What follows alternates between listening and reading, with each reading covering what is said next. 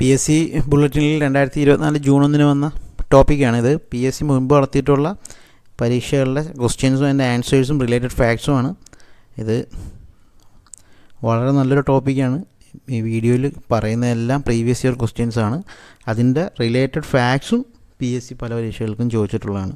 വരാൻ പോകുന്ന LDC, LGS, CP 26-ാം തീയതി CP എഴുതുന്നവർക്ക്, വരാൻ പോകുന്ന സെക്രട്ടറി അസിസ്റ്റൻറ്റ്, ഇതിനൊക്കെ ഉപകാരപ്പെടുന്ന വീഡിയോ ആണ്. അപ്പോൾ ക്വസ്റ്റ്യനിലേക്ക് കിടക്കാവേ. ഒന്നാമത്തെ ക്വസ്റ്റ്യൻ, ഓറൽ പോളിയോ വാക്സിൻ ആദ്യമായി കണ്ടെത്തിയത് ആര്? ഓറൽ പോളിയോ വാക്സിൻ ആദ്യമായി കണ്ടെത്തിയത് ആൽബർട്ട് സാബിനാണ്. ഓറൽ പോളിയോ വാക്സിൻ ആദ്യമായി കണ്ടെത്തിയത് ആൽബർട്ട് സാബിൻ. ഇനി അതിൻ്റെ റിലേറ്റഡ് ഫാക്റ്റിലേക്ക് നമുക്ക് പോകാം. രോഗാണുവിമുക്ത ശസ്ത്രക്രിയയുടെ പിതാവ് എന്നറിയപ്പെടുന്നത് ജോസഫ് ലിസ്റ്റർ. രോഗാണുവിമുക്ത ശസ്ത്രക്രിയയുടെ പിതാവ് അറിയപ്പെടുന്നത് ജോസഫ് ലിസ്റ്റർ. അപ്പം ഓറൽ പോളിയോ വാക്സിൻ ആദ്യമായി കണ്ടെത്തിയത് ആൽബർട്ട് സാബിൻ. രോഗാണുവിമുക്ത ശസ്ത്രക്രിയയുടെ പിതാവ് ജോസഫ് ലിസ്റ്റർ. പെൻസിലിൻ കണ്ടെത്തിയ അമേരിക്കൻ ശാസ്ത്രജ്ഞൻ അലക്സാണ്ടർ ഫ്ലെമിംഗ്. ക്ഷയരോഗാണുക്കളെ കണ്ടെത്തിയത് റോബർട്ട് കോക്ക്. പോളിയോ വാക്സിൻ കണ്ടുപിടിച്ചത് ജൊനാസ് ഇ സാൽക്ക്. ജനിതകശാസ്ത്രത്തിൻ്റെ പിതാവ് ആരാണ്? Gregor Mendel. ആധുനിക അനാട്ടമിയുടെ പിതാവ് ആൻഡ്രി വെസേലിയസ്. നമുക്കൊന്നും കൂടെ നോക്കാം. രോഗാണുവിമുക്ത ശസ്ത്രക്രിയയുടെ പിതാവ് ജോസഫ് ലിസ്റ്റർ. പെൻസിലിൻ കണ്ടെത്തിയ അമേരിക്കൻ ശാസ്ത്രജ്ഞൻ അലക്സാണ്ടർ ഫ്ലെമിംഗ്. ക്ഷയരോഗാണുക്കളെ കണ്ടെത്തിയത് റോബർട്ട് കോക്ക്. പോളിയോ വാക്സിൻ കണ്ടുപിടിച്ചത് ജൊനാസ് ഇ സാൽക്ക്.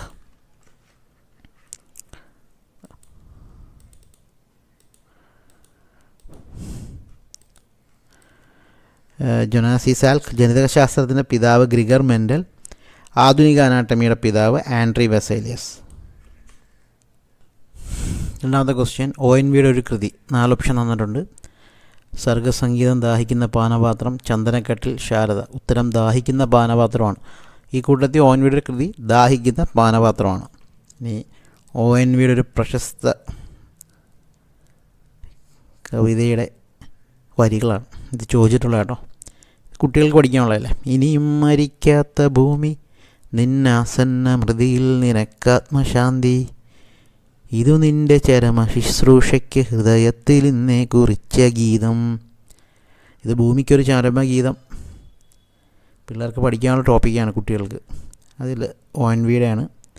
പിന്നെ ഒരു വട്ടം കൂടിയ പഴയ വിദ്യാലയ തിരുമുറ്റത്തെത്തുവാൻ മോഹം. എനിക്ക് വളരെ ഇഷ്ടമുള്ള പാട്ടാണ് അത്. മോഹം എന്ന കവിതയിലാണ് ONVയുടെ. അപ്പം ദാഹിക്കുന്ന പാനപാത്രം ONVയുടെ ആണ്. മോഹം ONVയുടെ ആണ്. ഭൂമിക്കൊരു ചരമഗീതം അത് ONVയുടെ ആണ്.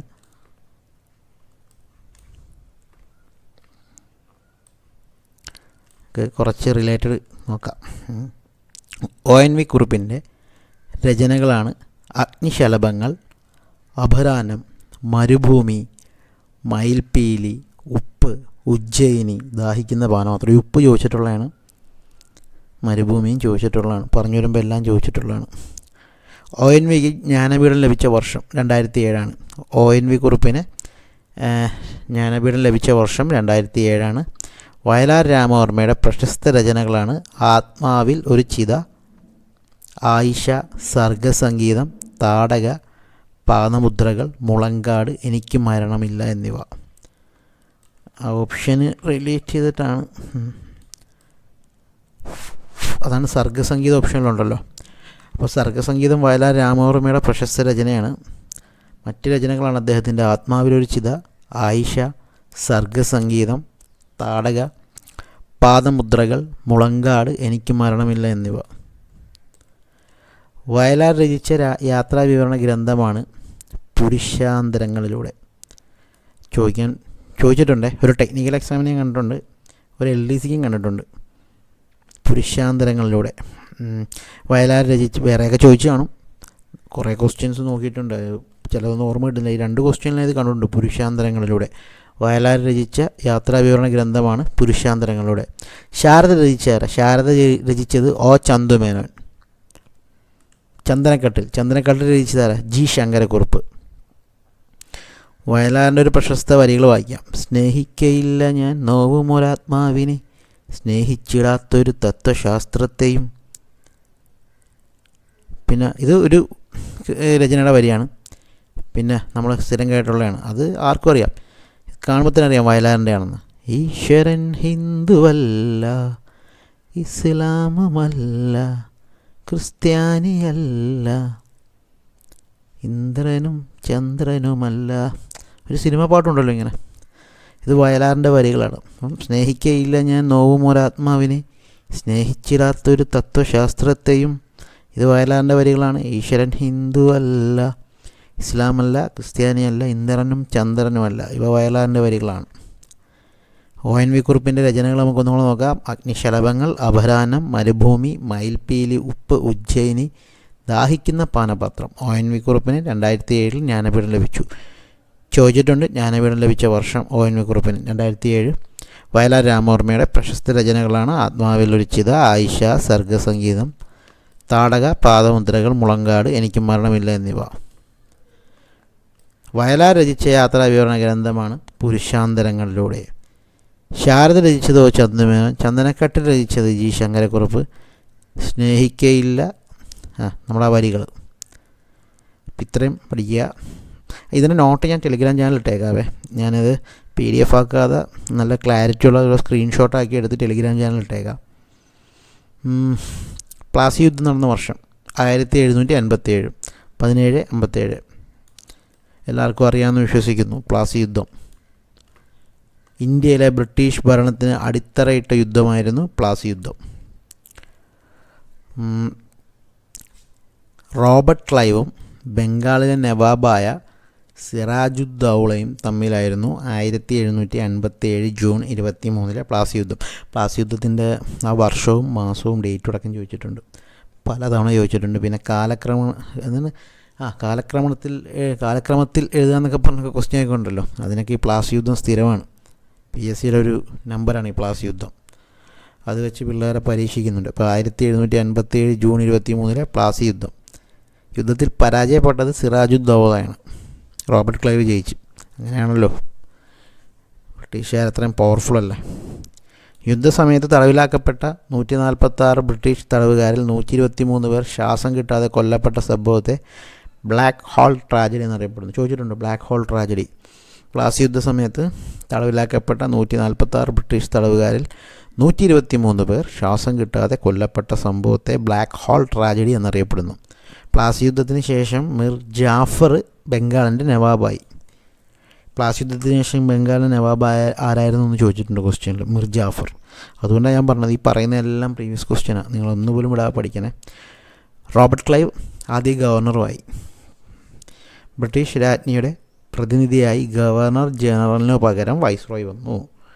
ബ്രിട്ടീഷ് രാജ്ഞിയുടെ പ്രതിനിധിയായി ഗവർണർ ജനറലിന് പകരം വൈസ്രോയ് ആയി വന്നതിന് കാരണം 1757 പ്ലാസി യുദ്ധം. ഞാനൊന്നും കൂടെ വായിക്കാം. പ്ലാസി യുദ്ധം നടന്ന വർഷം 1757. ഇന്ത്യയിലെ ബ്രിട്ടീഷ് ഭരണത്തിന് അടിത്തറയിട്ട യുദ്ധമായിരുന്നു പ്ലാസി യുദ്ധം. റോബർട്ട് ക്ലൈവും ബംഗാളിലെ നവാബായ സിറാജുദ്ദൗളയും തമ്മിലായിരുന്നു യുദ്ധം. 1757 ജൂൺ 23 പ്ലാസി യുദ്ധം. സിറാജുദ്ദൗള യുദ്ധത്തിൽ പരാജയപ്പെട്ടു. യുദ്ധസമയത്ത് തടവിലാക്കപ്പെട്ട 146 ബ്രിട്ടീഷ് തടവുകാരിൽ 123 പേർ ശ്വാസം കിട്ടാതെ കൊല്ലപ്പെട്ട സംഭവത്തെ ബ്ലാക്ക് ഹോൾ ട്രാജഡി എന്നറിയപ്പെടുന്നു. പ്ലാസി യുദ്ധത്തിന് ശേഷം മിർ ജാഫർ ബംഗാളിൻ്റെ നവാബായി. റോബർട്ട് ക്ലൈവ് ആദ്യത്തെ ഗവർണറുമായി. ബ്രിട്ടീഷ് രാജ്ഞിയുടെ പ്രതിനിധിയായി ഗവർണർ ജനറലിന് പകരം വൈസ്രോയ് വന്നു. ഇത്രയും ഓക്കെ അല്ലേ? നമുക്ക് അടുത്ത ക്വസ്റ്റ്യനിലേക്ക് പോവാം. ഇനിയുണ്ട് കേട്ടോ. 1858 രാജ്ഞിയുടെ വിളംബരത്തിലൂടെ ഇന്ത്യയിൽ ഈസ്റ്റ് ഇന്ത്യ ഭരണം അവസാനിക്കുകയും ഭരണം ബ്രിട്ടീഷ് രാജ്ഞി ഏറ്റെടുക്കുകയും ചെയ്തു. Government of India act of 1858 പ്രകാരം 1858 ഗവൺമെൻറ് ഓഫ് ഇന്ത്യ ആക്റ്റും അതിന് മുമ്പുള്ള യുദ്ധമൊക്കെ പഠിക്കാൻ ഇന്നൊന്നും തീരത്തില്ല, നമുക്കതൊരു ക്ലാസ്സിൽ പിന്നെ എടുക്കാം. 1858 അതായത് 1858 രാജ്ഞിയുടെ വിളംബരത്തിലൂടെ ഇന്ത്യയിൽ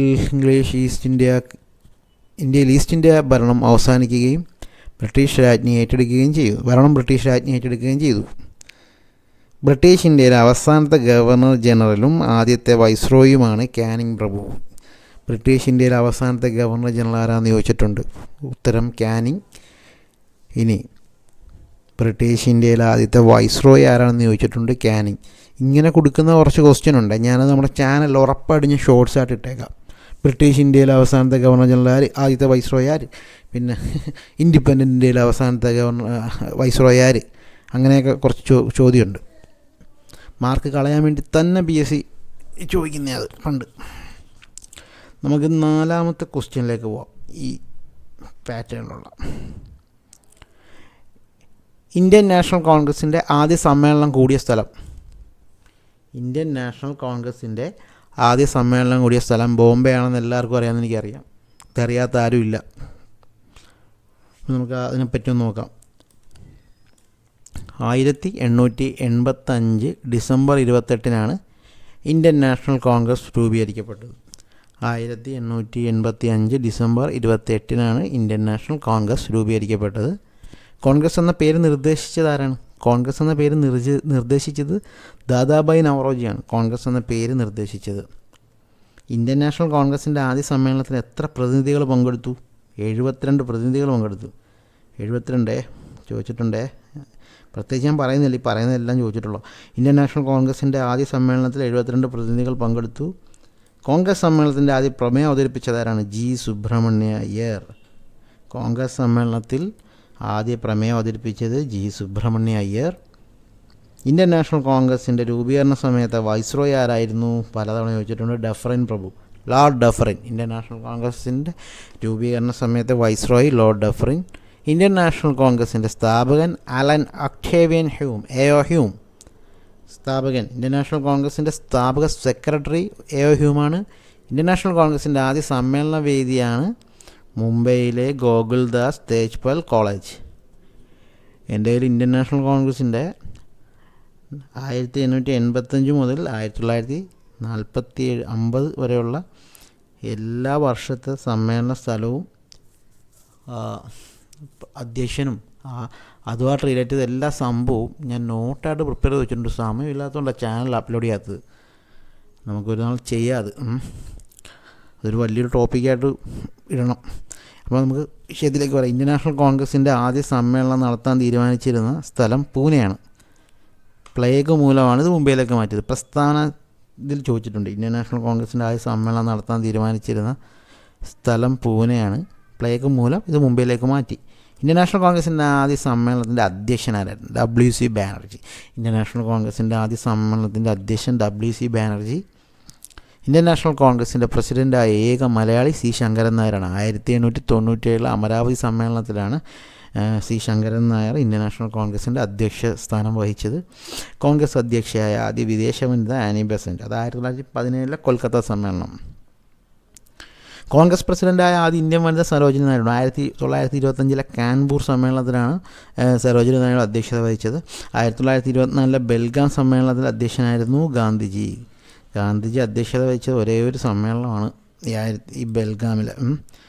ഇനി 1929 ലാഹോർ സമ്മേളനത്തിൽ അധ്യക്ഷനായിരുന്നു നെഹ്റു. 1929 ലാഹോർ സമ്മേളനത്തിലെ അധ്യക്ഷനാരായിരുന്നു നെഹ്റു? ജവഹർലാൽ നെഹ്റു. ഇന്ത്യൻ നാഷണൽ കോൺഗ്രസിനെ മൈക്രോസ്കോപ്പിക് മൈനോറിറ്റി എന്ന് വിശേഷിപ്പിച്ചത് ഡഫറിൻ പ്രഭു, ലോർഡ് ഡഫറിനായിരുന്നു ഇന്ത്യൻ നാഷണൽ കോൺഗ്രസിൻ്റെ മൈക്രോസ്കോപ്പിക് മൈനോറിറ്റി എന്ന് വിശേഷിപ്പിച്ചത്.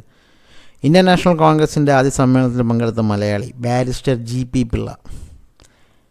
ഇന്ത്യൻ നാഷണൽ കോൺഗ്രസിൻ്റെ ആദ്യ സമ്മേളനത്തിൽ പങ്കെടുത്ത മലയാളി ആരാണ്? Barrister GP Pillai.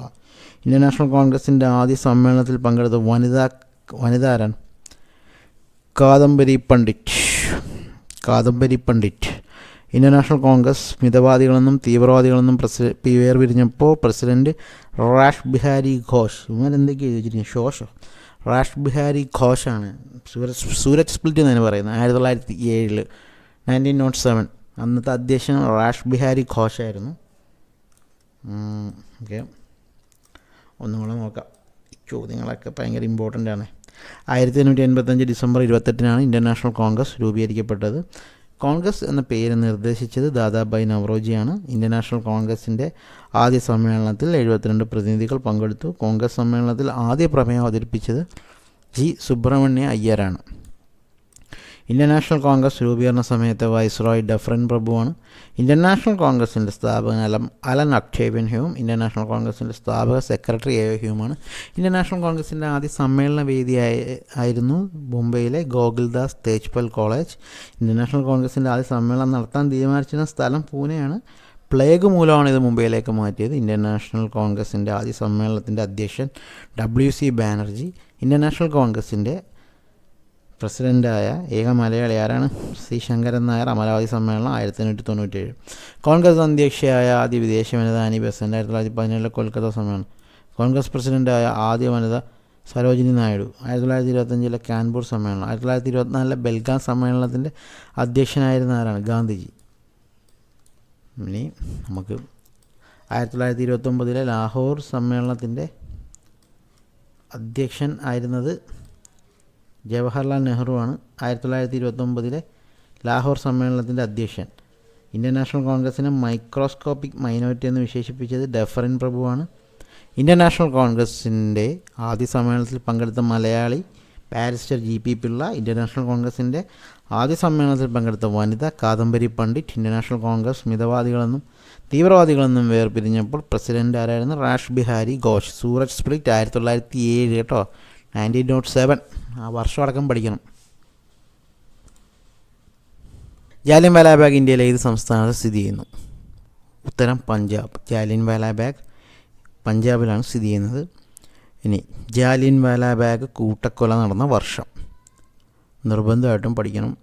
1919 April 13. Jallian Wala Bagh കൂട്ടക്കൊല നടന്ന വർഷം 1919 ഏപ്രിൽ 13. ജാലിയൻ വാലാ ബാഗ് കൂട്ടക്കൊലയ്ക്ക് നേതൃത്വം നൽകിയ പട്ടാള ഉദ്യോഗസ്ഥനാണ് ജനറൽ ഡയർ. ജാലിയൻ വാലാ ബാഗ് കൂട്ടക്കൊലയ്ക്ക് നേതൃത്വം നൽകിയ പട്ടാള ഉദ്യോഗസ്ഥൻ ജനറൽ ഡയർ. ജാലിയൻ വാലാ ബാഗ് കൂട്ടക്കൊലയ്ക്ക് ഉത്തരവിട്ട പഞ്ചാബ് ഗവർണർ ആരാന്ന് ചോദിച്ചാൽ Michael O'Dwyer. Jallian Wala Bagh കൂട്ടക്കൊല നടന്ന വർഷം 1919 ഏപ്രിൽ 13. ജാലിയൻ വാലാ ബാഗ് കൂട്ടക്കൊലയ്ക്ക് നേതൃത്വം നൽകിയ പട്ടാള ഉദ്യോഗസ്ഥൻ ജനറൽ ഡയർ. ജാലിയൻ വാലാ ബാഗ് കൂട്ടക്കൊലയ്ക്ക് ഉത്തരവിട്ട Punjab governor Michael O'Dwyer. Jallian Wala bag കൂട്ടക്കൊലയിൽ പ്രതിഷേധിച്ച് ഗാന്ധിജി ഉപേക്ഷിച്ച ബഹുമതിയാണ് കൈസർ ഇ ഹിന്ദ്.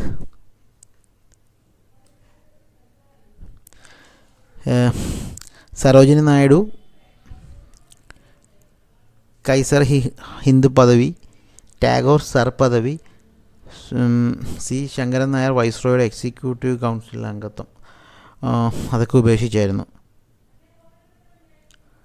എക്സിക്യൂട്ടീവ് കൗൺസിൽ അംഗത്വം ഉപേക്ഷിച്ച് ഒരു എക്സിക്യൂട്ടീവ് പദവി കൊടുത്തിരിക്കുന്ന. അപ്പം കൈസർ ഹിന്ദ് ഗാന്ധിജി ഉപേക്ഷിച്ചു. സരോജിനി നായിഡു കൈസർ ഹിന്ദ് പദവി ഉപേക്ഷിച്ചു. ടാഗോർ ഉപേക്ഷിച്ചത് സർ പദവി. C ശങ്കരൻ നായർ വൈസ്രോയുടെ എക്സിക്യൂട്ടീവ് കൗൺസിൽ അംഗത്വം ഉപേക്ഷിച്ചു. അമർജ്യോതി സ്ഥിതി ചെയ്യുന്നത് എവിടെയാണ്? അമർജ്യോതി സ്ഥിതി ചെയ്യുന്നത് ജാലിയൻ വാലാ ബാഗിൽ. അമർജ്യോതി സ്ഥിതി ചെയ്യുന്നത് ജാലിയൻ വാലാ ബാഗിൽ.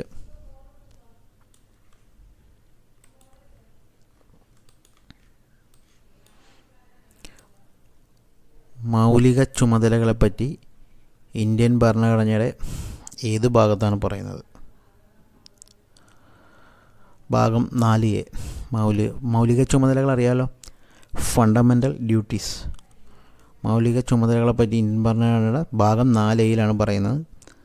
മൗലിക കടമകൾ ഫണ്ടമെൻ്റൽ ഡ്യൂട്ടീസ് ഭരണഘടനയിൽ ഉൾപ്പെടുത്തിയത് 1977 42 ഭരണഘടനാ ഭേദഗതി പ്രകാരമാണ്.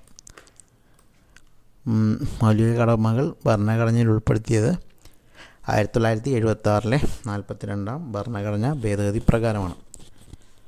ഭരണഘടന നിലവിൽ വരുമ്പോൾ മൗലിക കടമകൾ ഉൾപ്പെടുത്തിയിരുന്നില്ല. ഏത് കമ്മിറ്റിയുടെ നിർദ്ദേശപ്രകാരമാണ് മൗലിക കടമകൾ ഭരണഘടനയിൽ ഉൾപ്പെടുത്തിയത്? സ്വരൺ സിംഗ് കമ്മിറ്റിയുടെ നിർദ്ദേശപ്രകാരമാണ് മൗലിക കടമകൾ ഭരണഘടനയിൽ ഉൾപ്പെടുത്തിയത്. മൗലിക കടമ എന്ന ആശയം ഇന്ത്യ സ്വീകരിച്ചത് റഷ്യയിൽ നിന്നാണ്. റഷ്യയിൽ നിന്നുമാണ് മൗലിക കടമ എന്ന ആശയം ഇന്ത്യ സ്വീകരിച്ചത്. 42ാമത്തെ ഭരണഘടനാ ഭേദഗതി വഴി 10 മൗലിക കടമകൾ ഉൾപ്പെടുത്തി. അത് വളരെ ശ്രദ്ധിക്കുന്ന ഒരു പോയിൻ്റാണ്. 1976 42ാമത്തെ ഭരണഘടനാ ഭേദഗതി പ്രകാരം ആദ്യം ഫണ്ടമെൻ്റൽ ഡ്യൂട്ടീസ് 10 ആയിരുന്നു. പിന്നെ 86ാമത്തെ ഭരണഘടനാ ഭേദഗതി പ്രകാരം ആണ് 11ാമത്തെ മൗലിക കടമ കൂട്ടിച്ചേർത്തത്. അങ്ങനെ നിലവിൽ എത്ര മൗലിക കടമകളുണ്ടെന്ന് ചോദിച്ചാൽ ഭരണഘടനയിൽ 11 മൗലിക കടമ ഉണ്ട്.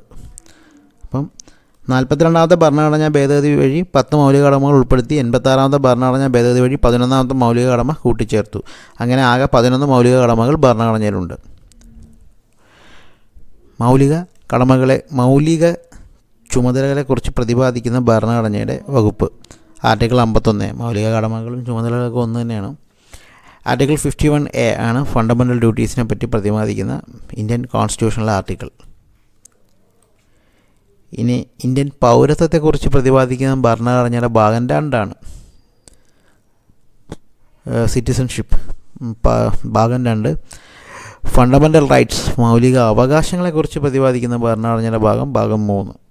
ഫണ്ടമെൻ്റൽ റൈറ്റ്സും ഫണ്ടമെൻ്റൽ ഡ്യൂട്ടീസും മാറിപ്പോകരുത്. ഇത് മൗലിക അവകാശങ്ങളാണ് ഭാഗം 3. മൗലിക കർത്തവ്യങ്ങൾ ഭാഗം 4A. നമുക്ക് ഒന്നും കൂടെ നോക്കാം, വളരെ ഇമ്പോർട്ടൻ്റ് ടോപ്പിക് ആയതുകൊണ്ടേ. മൗലിക ചുമതലകളെപ്പറ്റി അല്ലെങ്കിൽ മൗലിക കർത്തവ്യങ്ങളെപ്പറ്റി ഇന്ത്യൻ ഭരണഘടന ഏത് ഭാഗത്തിലാണ് പറയുന്നത്? ഭാഗം 4. മൗലിക കടമകൾ ഭരണഘടനയിൽ ഉൾപ്പെടുത്തിയത് 1976 42ാം ഭരണഘടനാ ഭേദഗതി പ്രകാരമാണ്. മിനി കോൺസ്റ്റിറ്റ്യൂഷൻ എന്നറിയപ്പെടുന്നത് 42ാം ഭരണഘടനാ ഭേദഗതിയാണ്. ഭരണഘടന നിലവിൽ വരുമ്പോൾ മൗലിക കടമകൾ ഉൾപ്പെടുത്തിയിരുന്നില്ല. സ്വരൺ സിംഗ് കമ്മിറ്റിയുടെ നിർദ്ദേശപ്രകാരമാണ് മൗലിക കടമകൾ ഭരണഘടനയിൽ ഉൾപ്പെടുത്തിയത്. റഷ്യയിൽ നിന്നുമാണ് മൗലിക കടമ എന്ന ആശയം ഇന്ത്യ സ്വീകരിച്ചത്. 42ാമത്തെ ഭരണഘടനാ ഭേദഗതി വഴി 10 മൗലിക കടമകൾ ഉൾപ്പെടുത്തി. 86ാമത്തെ ഭരണഘടനാ ഭേദഗതി വഴി 11ാമത്തെ മൗലിക കടമ കൂട്ടിച്ചേർത്തു. അങ്ങനെ ആകെ 11 മൗലിക കടമകൾ ഭരണഘടനയിലുണ്ട്. മൗലിക ചുമതലകളെക്കുറിച്ച് പ്രതിപാദിക്കുന്ന ഭരണഘടനയുടെ വകുപ്പാണ് ആർട്ടിക്കിൾ 51A. ഇന്ത്യൻ പൗരത്വത്തെക്കുറിച്ച് പ്രതിപാദിക്കുന്ന ഭരണഘടനയുടെ ഭാഗം 2. മൗലിക അവകാശങ്ങളെക്കുറിച്ച് പ്രതിപാദിക്കുന്ന ഭരണഘടനയുടെ ഭാഗം 3. ഇന്ത്യൻ ഭരണഘടന വകുപ്പ് 371A ഏത് സംസ്ഥാനത്തെക്കുറിച്ച് പറയുന്നു? Very important. Article 371A Nagaland. Indian ഭരണഘടനയുടെ വകുപ്പ് 371A നാഗാലാൻഡിനെ പറ്റിയാണ് പറയുന്നത്. നാഗാലാൻഡ് രൂപീകൃതമായ വർഷം 1963 ഡിസംബർ 4. ഈ ഒരു ക്വസ്റ്റ്യൻ ഉണ്ടായിരുന്നു. 4 സംസ്ഥാനം തന്നിട്ട് ഇതിൽ ഏതാ ഉൾപ്പെടാത്തതെന്ന് ചോദിച്ചത് ഒരേ സമയത്ത്. അപ്പം അങ്ങനെയൊക്കെ എല്ലാ സംസ്ഥാനങ്ങളിലെയും രൂപീകൃതമായ വർഷവും മാസമൊക്കെ പഠിക്കണം. ഇതിൻ്റെ തലസ്ഥാനം കോഹിമയാണ്. തിമോഗ എന്നറിയപ്പെട്ടിരിക്കുന്ന സംസ്ഥാനം ഏതാണ്? തിമോഗ എന്നറിയപ്പെട്ടിരിക്കുന്ന സംസ്ഥാനം നാഗാലാൻഡാണ്. അങ്ങനെ കാണുമ്പോൾ നിങ്ങൾ വിചാരിക്കും ഇത് പ്രീവിയസ് ക്വസ്റ്റ്യൻ അല്ലെന്നല്ലേ? ഇത് പ്രീവിയസ് ക്വസ്റ്റ്യൻ ആണ്. തിമോഗ എന്നറിയപ്പെട്ടിരിക്കുന്ന സംസ്ഥാനം ഏതാണെന്ന് ചോദിച്ചിട്ടുണ്ട്. ഞാൻ കണ്ടിട്ടുണ്ട് ആ ക്വസ്റ്റ്യൻ. 2020 മുമ്പുള്ളൊരു ക്വസ്റ്റ്യനാണ്. ഞാൻ ഒരുപാട് ടെക്നിക്കൽ എക്സാംസിൻ്റെ വരെ ക്വസ്റ്റ്യൻസ് റെഫർ ചെയ്തപ്പോൾ കണ്ടിട്ടുണ്ട് കുറേ ക്വസ്റ്റ്യൻസ് അങ്ങനെ. തിമോഗ എന്നറിയപ്പെട്ടിരിക്കുന്ന സംസ്ഥാനം നാഗാലാൻഡ്. ഇംഗ്ലീഷ് ഔദ്യോഗിക ഭാഷയായിട്ടുള്ള ഏക ഇന്ത്യൻ സംസ്ഥാനം നാഗാലാൻഡാണ്. ഇംഗ്ലീഷ് ഔദ്യോഗിക ഭാഷയായിട്ടുള്ള ഏക ഇന്ത്യൻ സംസ്ഥാനം നാഗാലാൻഡ്. ഈ നോർത്ത് ഈസ്റ്റ് സ്റ്റേറ്റിലേക്കുള്ള കുട്ടികൾ നന്നായിട്ട് ഇംഗ്ലീഷ് സംസാരിക്കും കേട്ടോ. മേഘാലയ പോയപ്പോൾ ഞാൻ കണ്ടതാണ്. നാഗാലാൻഡുമായി അതിർത്തി പങ്കുവയ്ക്കുന്ന ഏക അയൽ രാജ്യം മ്യാൻമാർ. നാഗാലാൻഡുമായി അതിർത്തി പങ്കുവയ്ക്കുന്ന ഏക അയൽ രാജ്യം മ്യാൻമാർ. പഞ്ചായത്ത് രാജ് നിലവിലില്ലാത്ത ഒരു ഇന്ത്യൻ സംസ്ഥാനമാണ് നാഗാലാൻഡ്. പഞ്ചായത്ത് രാജ് നിലവിലില്ലാത്ത ഒരു ഇന്ത്യൻ സംസ്ഥാനമാണ് നാഗാലാൻഡ്. നാഗാലാൻഡുമായി അതിർത്തി പങ്കുവയ്ക്കുന്ന ഏക അയൽ രാജ്യം മ്യാൻമാർ. ഇംഗ്ലീഷ് ഔദ്യോഗിക ഭാഷയായിട്ടുള്ള ഏക ഇന്ത്യൻ സംസ്ഥാനം നാഗാലാൻഡാണ്. നാഗാലാൻഡിൻ്റെ ഔദ്യോഗിക മൃഗം മിഥുൻ എന്ന കാളയാണ്. നാഗാലാൻഡിൻ്റെ ഔദ്യോഗിക മൃഗം. ഈ 4 ക്വസ്റ്റ്യൻ നന്നായിട്ട് പഠിക്കണേ. ഇംഗ്ലീഷ് ഔദ്യോഗിക ഭാഷയായിട്ടുള്ള ഏക ഇന്ത്യൻ സംസ്ഥാനം നാഗാലാൻഡ്. നാഗാലാൻഡുമായി അതിർത്തി പങ്കുവയ്ക്കുന്ന ഏക അയൽ രാജ്യം മ്യാൻമാർ. പഞ്ചായത്ത് രാജ് നിലവിലില്ലാത്ത ഒരു ഇന്ത്യൻ സംസ്ഥാനം നാഗാലാൻഡാണ്. നാഗാലാൻഡിൻ്റെ ഔദ്യോഗിക മൃഗം മിഥുൻ എന്ന കാള. അടുത്ത ക്വസ്റ്റ്യൻ. ഇന്ത്യൻ സാമ്പത്തിക ശാസ്ത്രത്തിൻ്റെ പിതാവ് ആരാണ്? ദാദാഭായ് നവറോജി. ഇന്ത്യൻ സാമ്പത്തിക ശാസ്ത്രത്തിൻ്റെ പിതാവാണ് ദാദാഭായ് നവറോജി. ഇന്ത്യൻ രാഷ്ട്രതന്ത്ര ശാസ്ത്രത്തിൻ്റെ പിതാവ് അതും ദാദാഭായ് നവറോജിയാണ്. ഇന്ത്യൻ രാഷ്ട്രതന്ത്ര ശാസ്ത്രത്തിൻ്റെ പിതാവ് ദാദാഭായ് നവറോജിയാണ്. ഇന്ത്യൻ സാമ്പത്തിക ശാസ്ത്രത്തിൻ്റെ പിതാവും ദാദാഭായ് നവറോജിയാണ്. ബ്രിട്ടീഷ് പാർലമെൻറ്റിലേക്ക് തിരഞ്ഞെടുക്കപ്പെട്ട ആദ്യ ഇന്ത്യക്കാരൻ ദാദാഭായ് നവറോജി.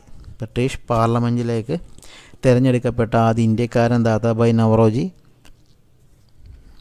സ്വരാജ് എന്ന പദം ആദ്യമായി ഉപയോഗിച്ചതാരാ? അതും ദാദാഭായ് നവറോജിയാണ്. മസ്തിഷ്ക ചോർച്ച സിദ്ധാന്തം ആവിഷ്കരിച്ചത് ദാദാഭായ് നവറോജിയാണ്. ലണ്ടനിൽ ഈസ്റ്റ് ഇന്ത്യ അസോസിയേഷൻ 1866 രൂപീകരിച്ചതാരാണ്? ദാദാഭായ് നവറോജി. ബ്രിട്ടീഷുകാരുടെ സാമ്പത്തിക ചൂഷണത്തിനും ധൂർത്തിനുമെതിരെ സാമ്പത്തിക ചോർച്ചാ സിദ്ധാന്തം ആവിഷ്കരിച്ചതും ദാദാഭായ് നവറോജിയാണ്. ദാദാഭായ് നവറോജിയെ പറ്റി ഒരു പ്ലെൻറ്റി ഓഫ് ക്വസ്റ്റ്യൻസ് ആണ്. ഇന്ത്യൻ സാമ്പത്തിക ശാസ്ത്രത്തിൻ്റെ പിതാവ്, ഇന്ത്യൻ രാഷ്ട്രതന്ത്ര ശാസ്ത്രത്തിൻ്റെ പിതാവ് ദാദാഭായ് നവറോജി. ബ്രിട്ടീഷ് പാർലമെൻറ്റിലേക്ക് തിരഞ്ഞെടുക്കപ്പെട്ട ആദ്യ ഇന്ത്യക്കാരൻ ദാദാഭായ് നവറോജി. സ്വരാജ് എന്ന പദം ആദ്യം ഉപയോഗിച്ചത് ദാദാഭായ് നവറോജി. മസ്തിഷ്ക ചോർച്ച സിദ്ധാന്തം ആവിഷ്കരിച്ചത് ദാദാഭായ് നവറോജി. ലണ്ടനിൽ ഈസ്റ്റ് ഇന്ത്യ അസോസിയേഷൻ 1866 രൂപീകരിച്ചത് ദാദാഭായ് നവറോജിയാണ്. ബ്രിട്ടീഷുകാരുടെ സാമ്പത്തിക ചൂഷണത്തിനും ധൂർത്തിനുമെതിരെ സാമ്പത്തിക ചോർച്ച സിദ്ധാന്തം ആവിഷ്കരിച്ചത് ദാദാഭായ് നവറോജി. ദാദാഭായ് നവറോജിയുടെ പ്രസിദ്ധ കൃതിയാണ് poverty and un-British rule in India. Poverty and un-British rule in India Dadabhai നവറോജിയുടെ പ്രസിദ്ധ കൃതിയാണ്. ലിബറൽ പാർട്ടിയുടെ പ്രതിനിധിയായാണ് നവറോജി ബ്രിട്ടീഷ് പാർലമെൻറ്റിൽ അംഗമായത്. ഓർത്തിരിക്കണേ, ഏത് പാർട്ടിയുടെ പ്രതിനിധിയായിട്ടാണ് ദാദാഭായ് നവറോജി ബ്രിട്ടീഷ് പാർലമെൻറ്റിൽ അംഗമായെന്ന് ചോദിച്ചാൽ ലിബറൽ പാർട്ടി. 9ാമത്തെ ക്വസ്റ്റ്യൻ, അരങ്ങ് കാണാത്ത നടൻ ആരുടെ ആത്മകഥയാണ്? അരങ്ങ് കാണാത്ത നടൻ തിക്കോടിയൻ്റെ ആത്മകഥയാണ് അരങ്ങ് കാണാത്ത നടൻ. എൻ്റെ വഴിയമ്പലങ്ങൾ ആരുടെ കൃതിയാണ്? SK പൊറ്റക്കാട്. ജീവിതപാത ചെറുകാടിൻ്റെ ഒറിജിനൽ പേരാണ് ഗോവിന്ദ പിഷാരടി. ഇത് ചെറുകാടെന്ന് ഓർത്തിരിക്കാനുള്ള വഴി ഞാൻ പറയാം. ഒരു പാത വഴി കൂടെ നടക്കുമ്പോൾ ഒരു കാട്ടിലാണ് ചെന്ന് കയറുന്നത്. അങ്ങനെ വലിയ കോടൊന്നുമല്ല, ജസ്റ്റ് ഒന്ന് മറന്നു പോയിരിക്കാൻ വേണ്ടി ഓർക്കാൻ പറ്റുമെങ്കിൽ ഓർക്ക്. ജീവിതപാത ചെറിയൊരു കാട്ടിലേക്കാണ് ഒരു പാത. അനുഭവങ്ങളിലെ സംഗീതം പവനൻ. ആത്മകഥയ്ക്കൊരു ആമുഖം ആരുടെ കൃതിയാണ്? ലളിതാംബിക അന്തർജനം. എൻ്റെ ജീവിത സ്മരണകൾ മന്നത്ത് പത്മനാഭൻ.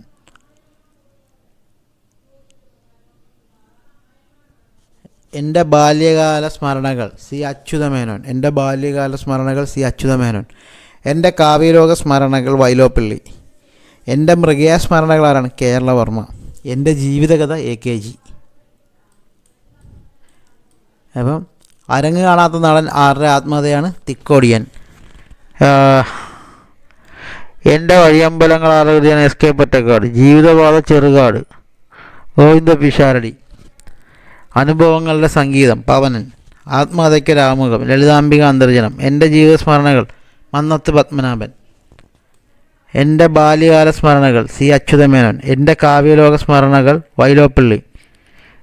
എൻ്റെ മൃഗയ സ്മരണകൾ കേരളവർമ്മ. എൻ്റെ ജീവിതകഥ AKG.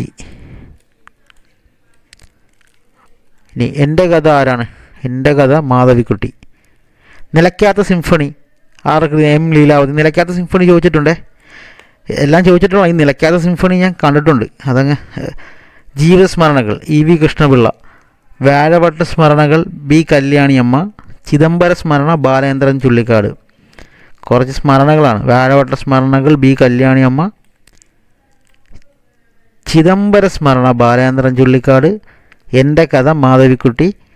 നിലയ്ക്കാത്ത സിംഫണി M ലീലാവതി. ഒന്നുകൂടെ പറയാം, എൻ്റെ കഥ മാധവിക്കുട്ടി. നിലയ്ക്കാത്ത സിംഫണി ആരുടെ കൃതിയാണ്? M ലീലാവതി. ജീവിതസ്മരണകൾ EV കൃഷ്ണപിള്ള. വ്യാഴവട്ട സ്മരണകൾ B കല്യാണിയമ്മ. ചിദംബര സ്മരണ ബാലചന്ദ്രൻ ചുള്ളിക്കാട്. അടുത്ത ക്വസ്റ്റ്യൻ, ശബ്ദസുന്ദരൻ എന്നറിയപ്പെട്ട മലയാള കവി? വള്ളത്തോൾ. കുഞ്ഞു ക്ലാസ്സിലെ നമ്മൾ പഠിക്കുന്നതാണല്ലേ. ശബ്ദസുന്ദരൻ എന്നറിയപ്പെട്ട മലയാള കവി വള്ളത്തോൾ. കേരള വാൽമീകി എന്നറിയപ്പെട്ടിരുന്ന കവിയും വള്ളത്തോളാണ്. കേരള കാളിദാസൻ ആരാണ്? കേരളവർമ്മ വലിയ കോയി തമ്പുരാൻ. കേരള വാൽമീകി ആരാണ്? വള്ളത്തോൾ. കേരള കാളിദാസൻ ആരാണ്? കേരളവർമ്മ വലിയ കോയി തമ്പുരാൻ. കേരള സ്കോട്ട് ആരാണ്? CV രാമൻപിള്ള. ക്രൈസ്തവ കാളിദാസൻ ആരാണ് എന്നറിയപ്പെട്ടവരാണ്? കട്ടക്കയം ചെറിയാൻ മാപ്പിള. കേരള വ്യാസൻ എന്നറിയപ്പെടുന്ന ആരാണ്? കൊടുങ്ങല്ലൂർ കുഞ്ഞിക്കുട്ടൻ തമ്പുരാൻ. ഇപ്പോൾ കേരള വാൽമീകി വള്ളത്തോൾ, കേരള കാളിദാസൻ, കേരളവർമ്മ വലിയ കോയി തമ്പുരാൻ. കേരള സ്കോട്ട് ആരാണ്? CV രാമൻപിള്ള. ക്രൈസ്തവ കാളിദാസൻ എന്നറിയപ്പെടുന്നത് കട്ടക്കയം ചെറിയാൻ മാപ്പിള. കേരള വ്യാസൻ കൊടുങ്ങല്ലൂർ കുഞ്ഞിക്കുട്ടൻ തമ്പുരാൻ. ഇനി കേരള തുളസിദാസൻ എന്നറിയപ്പെടുന്ന കവി ആര്? കേരള തുളസിദാസൻ എന്നറിയപ്പെടുന്ന കവി വെണ്ണിക്കുളം ഗോപാലകുറുപ്പ്. കേരള പാണിനി ആരാണ്? AR രാജരാജവർമ്മ. കേരള പാണിനി AR രാജരാജവർമ്മ. ഇനി കേരള ഇബ്സൻ ആരാണ്? Kerala Ibsen N Krishnapillai. കേരള ടാഗോർ വള്ളത്തോൾ. കേരള ടാഗോർ എന്നറിയപ്പെടുന്ന വള്ളത്തോൾ. കേരള വാൽമീകി എന്നറിയപ്പെടുന്ന വള്ളത്തോൾ. കേരള ടാഗോർ എന്നറിയപ്പെടുന്ന വള്ളത്തോൾ. കേരള മോപ്പസാങ് എന്നറിയപ്പെടുന്നതാണ് തകഴി ശിവശങ്കരപിള്ള. കേരള മോപ്പസാങ് തകഴി ശിവശങ്കരപിള്ള. കേരള സൂർദാസ് എന്നറിയപ്പെടുന്ന കവി പൂന്താനം. റയർ ക്വസ്റ്റ്യനാണ്, പക്ഷേ പ്രീവിയസ് ആണ്. കേരള സൂർദാസ് പൂന്താനം. കേരള ഹെമിംഗ്വേ സ്ഥിരം ചോദിക്കാറുള്ളതാണ് MG Vasudevan Nair. Kerala Hemingway MD Vasudevan Nair. നമുക്കൊന്നുകൂടെ നോക്കാം, ഭയങ്കര ഇമ്പോർട്ടൻ്റ് ഇവൻ്റെ പ്രീവിയസ് ക്വസ്റ്റ്യനാണ്. നമുക്കൊന്നുകൂടെ നോക്കാം. ക്രൈസ്തവ കാളിദാസൻ എന്നറിയപ്പെടുന്ന Kattakkayam Cherian Mappila. Kerala Vyasan Kodungallur Kunhikuttan Thampuran. Kerala Tulasidasan Vennikulam Gopalakurup. Kerala Panini AR Rajarajavarma. Kerala Ibsen N Krishnapillai. Kerala Tagore Vallathol. Kerala Tagore എന്നറിയപ്പെടുന്ന കവി Vallathol. Kerala Maupassant Thakazhi Sivasankarapillai. Kerala Surdas Poonthanam. Kerala Hemingway MD Vasudevan Nair.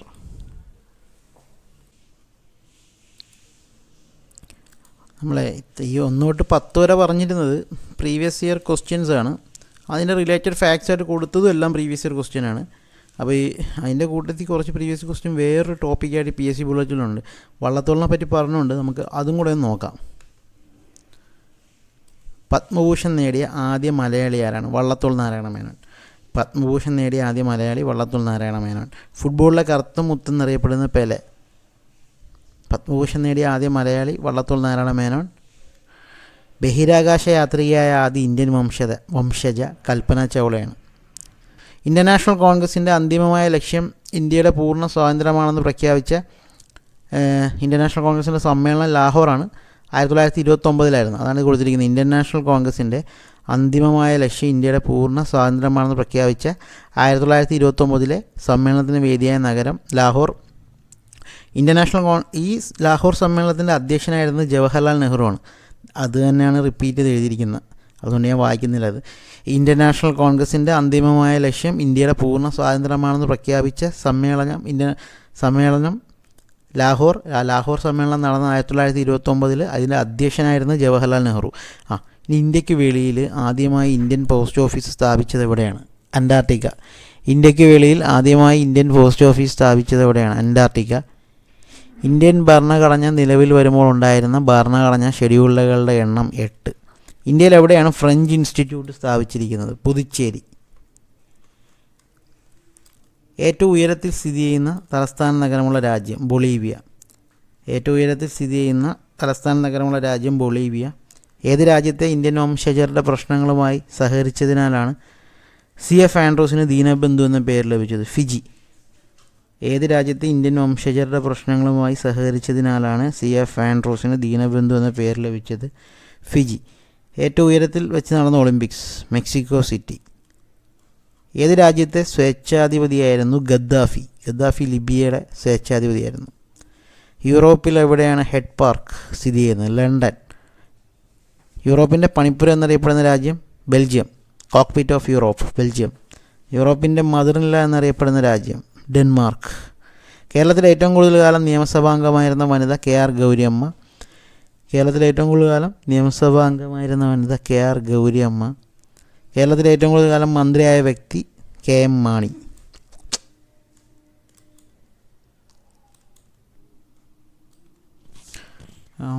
Questions. പിന്നണി ഗായിക എന്ന നിലയിൽ പ്രശസ്തയായ ഭാരതരത്ന ജേതാവ് ലതാ മങ്കേഷ്കർ.